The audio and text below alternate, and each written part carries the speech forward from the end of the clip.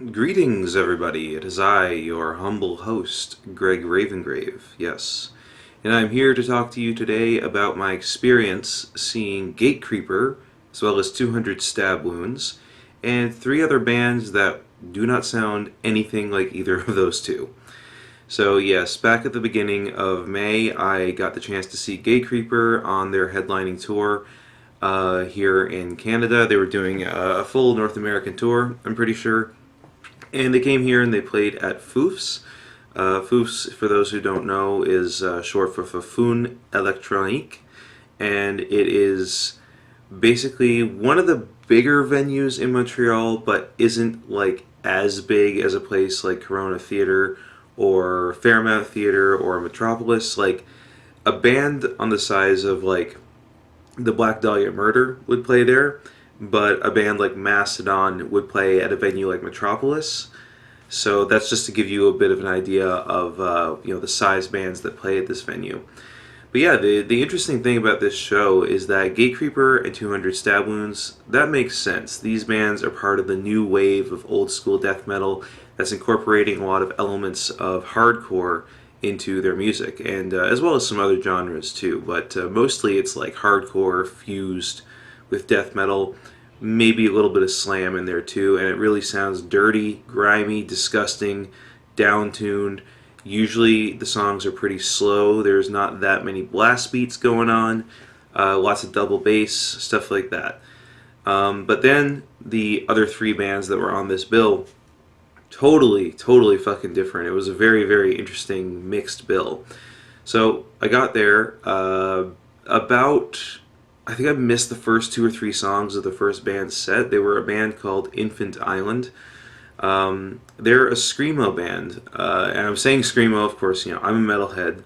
Okay, so I understand what screamo actually is as a genre, and that is what they were. It's like that kind of post-hardcore, sad kind of atmospheric sound mixed with like a certain level of aggression. There might be breakdowns here and there, but it's an outgrowth of emo, and that's what that band was. I'm not really sure where they're from. I knew next to nothing about them, and they were okay. It wasn't necessarily my thing, but for what it was, I enjoyed it, I guess. It was sad to see that like there weren't really a lot of people there in the audience at that point, but I mean, when you're the opening band for a bill like that, you just kind of come to expect something like that. The turnout just wasn't that great until later on in the night. But after Infant Island left the stage, the next band was... I think the next band was Fearing? Yeah, so Fearing was the next band. And they were actually a goth rock band, which I was not expecting at all, but I was super into it. The three guys came out on stage, and they started picking up their instruments, two guitars and a bass, and I was kind of like, where's their drummer? And after a few minutes, they started like playing a sample to introduce the first song in their set, and I was like, they don't have a drummer, do they? And no, they didn't. They actually ended up using a drum machine, and yeah, they had two guys on guitar and one guy on bass, and then just like the lead vocals, and they were really fucking good, honestly. They reminded me a lot of The Cure. There was a bit of an industrial element to their sound that reminded me of the Sisters of Mercy. And they were really interesting. Honestly, they won me over pretty quickly. I was definitely vibing to their set. It was loud, it was atmospheric, it was dark. It wasn't like extreme in the metal sense, but I felt like it was extreme in that kind of like 80s to 90s goth rock vibe, and I really dug that a lot. So after that, we got to 200 Stab Wounds, who was one of the two bands that I was there to see the most, of course. And it was their very first time in Canada, which I wasn't aware of. But, I mean, for their first time being in Canada, they fucking nailed it. I ended up buying a shirt of theirs after the set.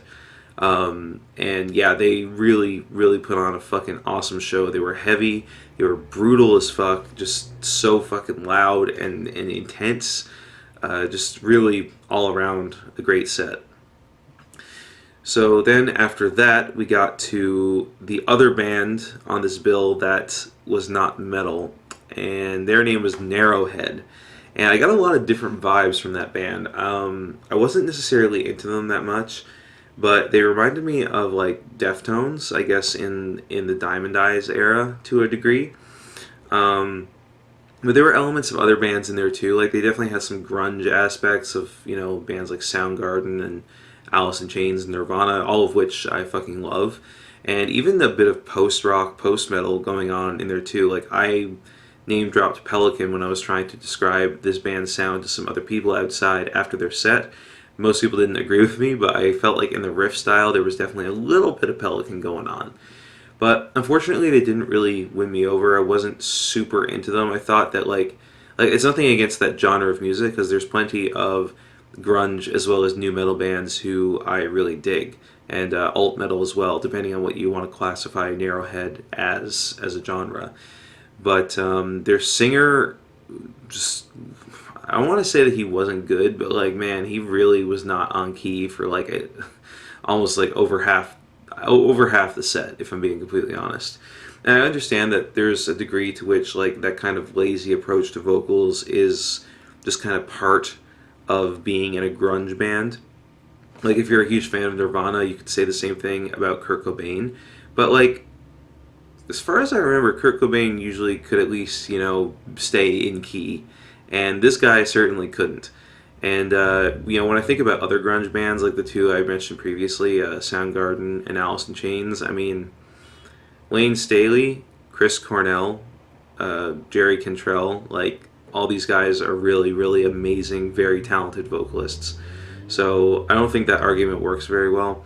But I digress. They just weren't for me, and I felt like the vocals were just not up to par for what I was expecting. But then we got the Gatecreeper, who of course was the main act in this show.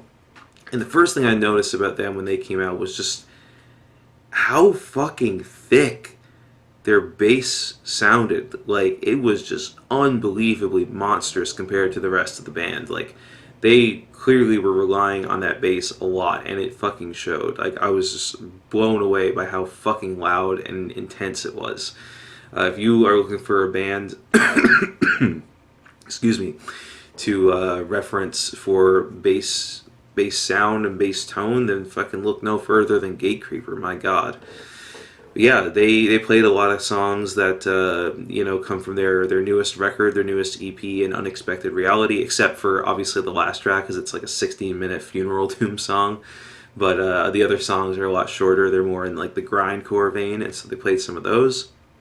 I played a lot of tracks from Deserted, and also, of course, from their first record, Sonoran Deprivation. They played my favorite track, Flamethrower, which I think is probably also their most famous song, their most well-known track. It's a lot more melodic than a lot of their other work, so it's only natural that that one's the one that gets more attention than the more brutal, just fucking heavy death metal, at least when it comes to a more of a mainstream audience. And the interesting thing about this whole show was just the diversity in the crowd. Like there were definitely a lot of like indie kids there and a lot of hardcore kids as well as metalheads. So it was an interesting mixture of people from all different kinds of subcultures because of this interesting mixed bill that was going on.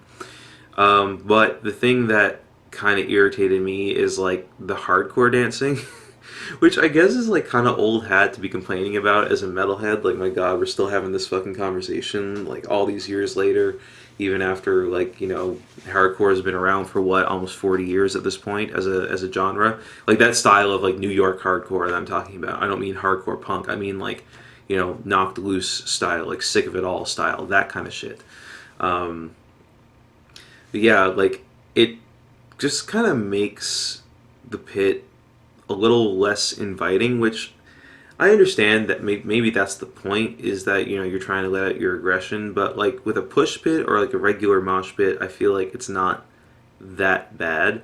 But when someone's fucking throwing karate kicks and punches around and takes someone's eye out, Jesus Christ, I sound like a fucking dad at this point, but it's true. I mean, like I feel like mosh pits are just a lot more friendly and inviting, especially like if you're a smaller person, like if you're a short guy or a short king, might I say, if you're a short king, and or if you're like a small girl, because of course there's plenty of chicks that are into this style of music, My partner, for example, is like she's like average height for a woman in Canada, but that average height is still short. I mean, she's shorter than me by almost a full head, and she's also got a petite frame. So going into a mosh pit like that is like really dangerous. And then if you got someone who's throwing fucking karate kicks around, it's like even more dangerous.